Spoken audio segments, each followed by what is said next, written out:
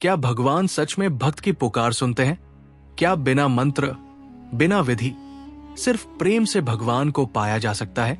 आज हम सुनेंगे शबरी की भक्ति की कथा, जो हमें सिखाती है कि सच्चा प्रेम नियमों का नहीं, भावना का होता है।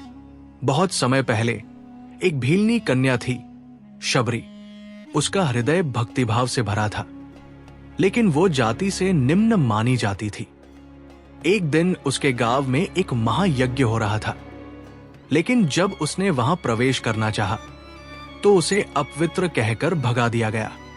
उस दिन शबरी ने संकल्प लिया, मैं एक दिन भगवान को अपने घर बुलाऊंगी, चाहे युग बीत जाए, लेकिन मैं प्रतीक्षा करूंगी। शबरी जंगल में चली गई और वहां मतंग ऋषि के आश्रम में पहुंची। ऋषि ने उसकी सेवा से प्रसन्न होकर उसे अपने पास रख लिया। वो रोज आश्रम की सफाई करती, जल लाती, फूल चुनती। मन में एक ही इच्छा, एक दिन मेरे प्रभु आएंगे। जब मतंग ऋषि मृत्यु को प्राप्त हुए, तो उन्होंने आशीर्वाद दिया, शबरी, प्रभु राम एक दिन तुझसे मिलने अवश्य आएंगे। वर्षों बीत गए। शबरी अब वृद्ध हो गई थी, लेकिन हर दिन वो द्वार पर फूल बिछाती, रास्ता देखती और कहती, आज आएंगे प्रभु राम। लोग उसे पागल कहते, लेकिन उसका विश्वास कभी नहीं डिगा।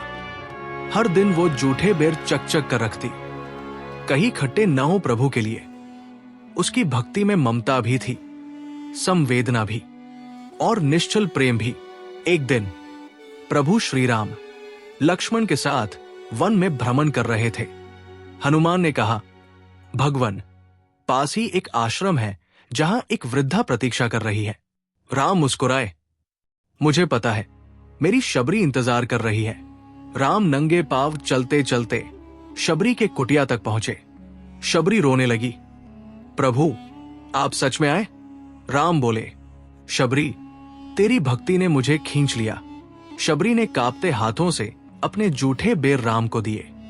लक्ष्मण चौंके, भैया, ये जूठे हैं। राम बोले, इनसे मधुर फल मुझे कभी नहीं मिले। इनमें प्रेम है, भक्ति है, त्याग है। राम ने प्रेम पूर्वक बेर खाए और शबरी को गले से लगा लिया। शबरी की भक्ति हमें सिखाती है, ईश्वर को पाने के लिए जाति, धन या योग्यता की जरूरत नहीं होती। सिर्फ एक सच्चा हृदय चाहिए, जो केवल प्रेम करे, जो केवल भक्ति करे और जो केवल प्रतीक्षा करे। प्रेम से बोलो, श्री रामचंद्र जी की जय।